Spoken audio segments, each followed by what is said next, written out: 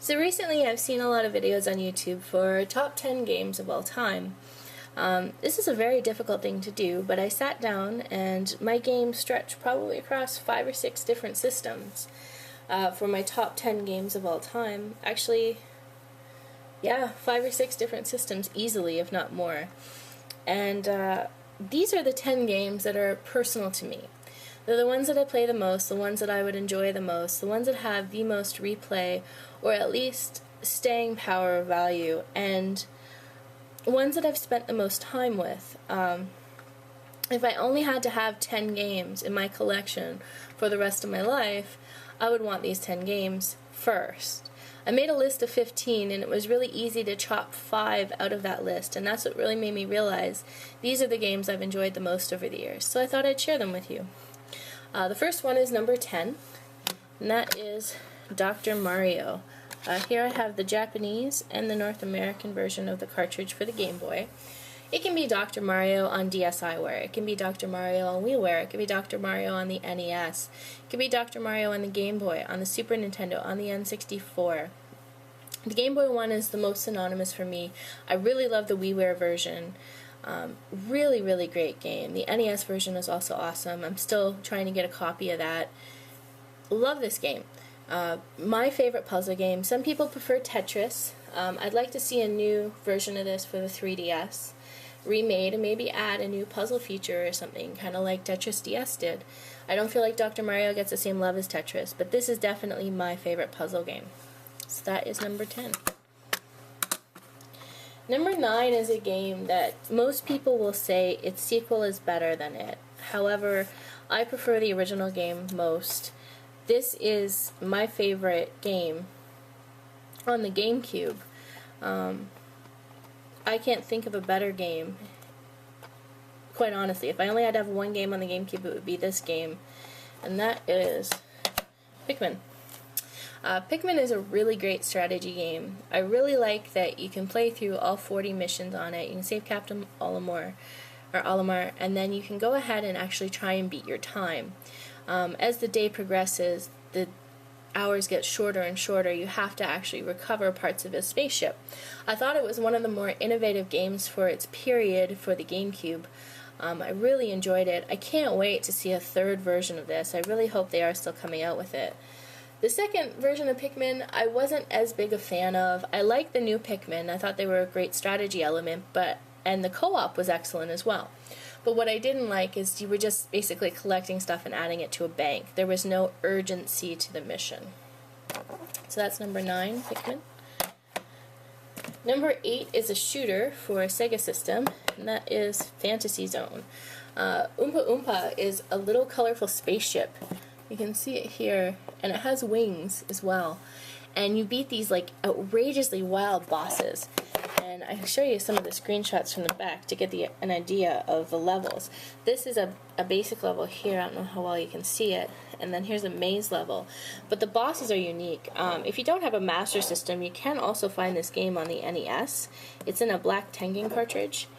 It was really hard to choose between this and Gyrus, because Gyrus on the NES is also a favorite shooter of mine. But at the end of the day, Fantasy Zone offers so much more, because you're able to upgrade your ship and go to the shops, and I found that the bosses are really creative. Best shooter, definitely top 8. Number 7. This game was hard because I really love all the games in this series, and I had to pick the one in the series I love the most. I had to go with 8, Dragon Quest 8. In this one, you don't get to create your own character. You actually follow the story of the hero, and it's about 125 hours in main story. It's the first one that was done by Level 5, and it has the first alchemy engine introduced into the series, which also carried through to Dragon Quest 9.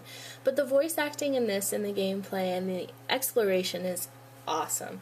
Just prefer it a smidgen to Dragon Quest 9. There isn't as much replayability, because with Dragon Quest 9 you can pick up maps, but there's something about the way that the story is presented and the way that they manage it with the voice acting, and I just love it. I love the story of the Cursed King. Great, great game. Definitely check this out if you like any of the Dragon Quest games. So number 6 is a Super Nintendo game, And it was really hard to choose this one and to find a place for it in my list of games. And that is Harvest Moon for the Super Nintendo. Now, I really love Harvest Moon and Animal Crossing. One of the reasons I picked Harvest Moon, and this is my favorite version of Harvest Moon, is because it has an end in mind. With Animal Crossing, there really is no ending.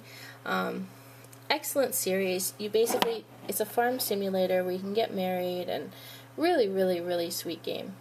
Definitely enjoy it. That was number 6. Number 5.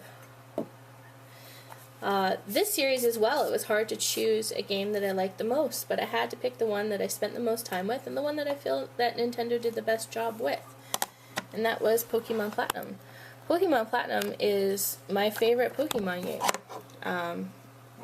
I think it had the best area, the best starter Pokemon that I've seen, and it had a really cool story. I've spent the most hours playing this game. I've nearly unlocked all the Pokemon in the National Pokédex, and I really, really love this series of RPGs, so it had to be on the list, and it's at number 5.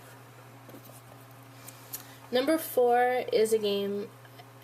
I couldn't have this list without this game. Now, I have it on different platforms, but the original is still the best, and that is The Legend of Zelda.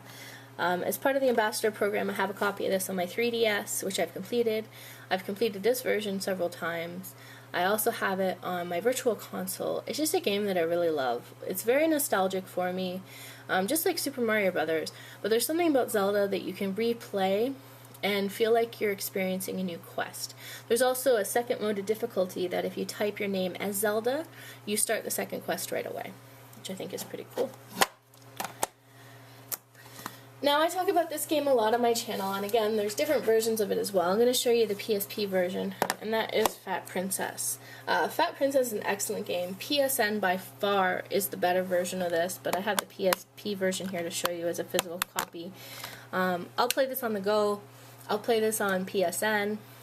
I will play this anywhere, anytime. It's my number 3 choice.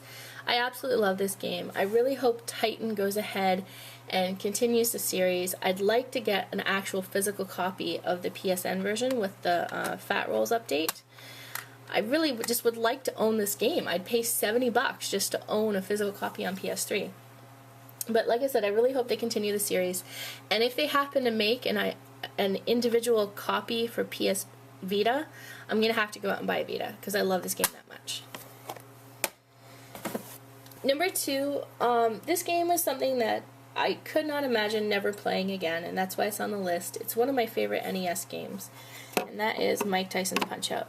I also like the Wii version of Punch-Out! I've never played the Super Nintendo version of Punch-Out! I'd like to find a copy of that. Love this game. There's something about Punch-Out! That just screams video game to me, and it reminds me of my childhood. Still have never beaten Mike Tyson without cheating, and I really, really love the game. And then my number 1 game on the list is a Mario game. You can't have this list without an actual Mario platformer. Choosing one was really hard. My favorite one on the NES is Super Mario Bros. 2, Mario Bros. 3, which is also excellent, and then Mario World. I really, really like this Mario game the best, and that is with the ported version, and that's Super Mario 64 DS. The reason I like this is because I played this with my friends. You can actually play 2 to 4 players, and there was something about actually going through Super Mario 64, which is an awesome game, with your friends that was so much fun.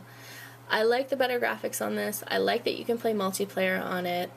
Really, really, really enjoy this title. It is the best Mario platformer, in my opinion. Mario Galaxy 2 is excellent as well. So that's my list of top 10, guys. Tell me what you think, and list your top 10 games in the comments or make a video response. I think it's a great video to put out there, and these games definitely talk about my experience with gaming and what I enjoy, and I'm sure your list will definitely talk about your personal experience. Thanks for watching.